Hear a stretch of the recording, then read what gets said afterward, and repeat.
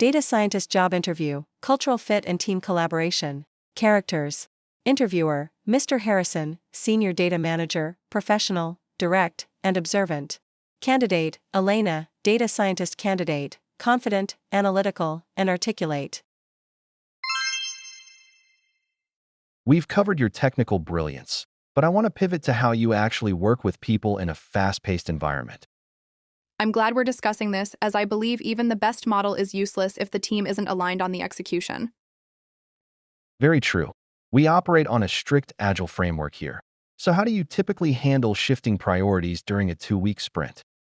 I try to remain as adaptable as possible, though I make it a point to document how sudden changes in scope might impact our final delivery deadlines. Documentation is often the first thing people drop when they're stressed. Why do you prioritize it? Without clear documentation, you end up with technical debt that eventually slows the entire team down more than the original pivot ever did. That's a very mature perspective. Tell me about a time you had a serious technical disagreement with a teammate. Back at my previous firm, a senior engineer insisted on using a specific library that I knew had significant security vulnerabilities for our cloud environment. That sounds like a high-stakes situation. How did you handle that without damaging the professional relationship? Instead of calling him out in the general Slack channel, I scheduled a brief private meeting to walk through the vulnerability reports I had found. And was he receptive to that one-on-one approach? He was actually very grateful once he saw the data, and we ended up collaborating on a safer alternative that satisfied both our requirements. Communication is half the battle. How do you approach peer-reviewing someone else's code? I see code reviews as a teaching tool rather than a gatekeeping mechanism, so I always try to provide constructive feedback, rather than just pointing out errors. Could you elaborate on what constructive feedback looks like in your workflow? Rather than saying this function is slow, I might suggest a vectorized approach in NumPy and explain how it optimizes the memory usage for our specific dataset. I like that. It keeps the ego out of the equation. Exactly. At the end of the day, we all want the same thing, which is a stable and efficient product for the end user. We have a lot of tight deadlines here. How do you manage your mental energy when a project hits a major roadblock? I'm a firm believer in the Pomodoro technique to keep my focus sharp, but I also know when to step away from the screen for 5 minutes to clear my head. Some people think taking breaks is a sign of weakness in a high-pressure tech culture. I actually argue the opposite. Staring at a broken script for 4 hours without a break is much less productive than taking 5 minutes to gain a fresh perspective. You're speaking my language. Now, how do you feel about mentoring junior analysts or interns who might not be as fast as you? I find mentorship incredibly rewarding because it forces me to articulate my own knowledge in a way that is simple, clear, and easy to digest for others. What if a junior team member makes a mistake that causes a minor data leak or a system crash?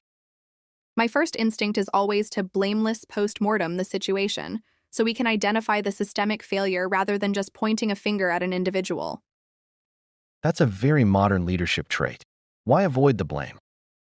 Because if people are afraid of being blamed, they will start hiding their mistakes, and that is where the real long-term danger lies for any tech company. Spot on. How do you handle imposter syndrome when you're presented with a tool or technology you've never used before? I acknowledge that I don't know everything, but I lean on my ability to learn quickly by diving into the official documentation and building a small sandbox project. We use a lot of proprietary internal tools. Are you comfortable with a steep learning curve? I actually thrive on it. I find that learning a new stack keeps me from becoming complacent and helps me stay at the forefront of the industry.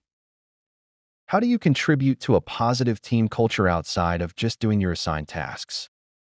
I've always been the person who organizes small knowledge-sharing sessions where we can all talk about a new paper or a cool library we discovered over the weekend. Those lunch and learns are vital for staying competitive. They really are, and they help build a sense of community that goes beyond just being coworkers who happen to sit in the same office.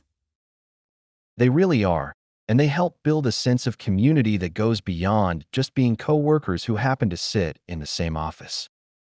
I prefer a quick asynchronous update on Slack for the small stuff, but I value a face-to-face huddle when we need to brainstorm a complex architectural decision.